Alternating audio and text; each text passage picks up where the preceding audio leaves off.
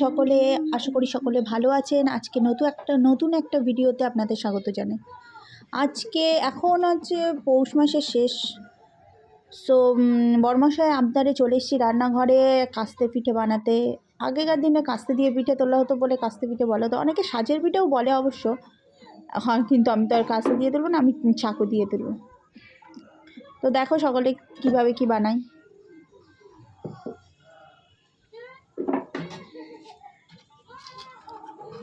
দিদি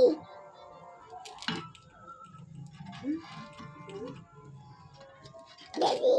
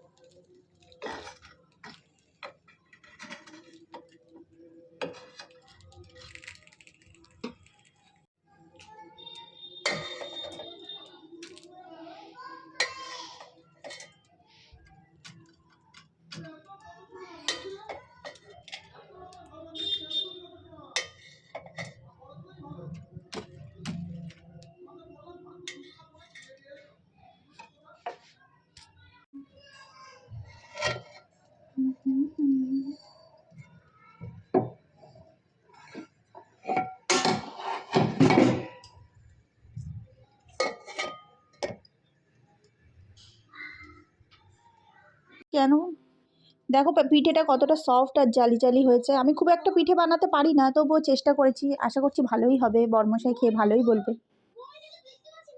ভিডিওটা এভাবেই শেষ করছি।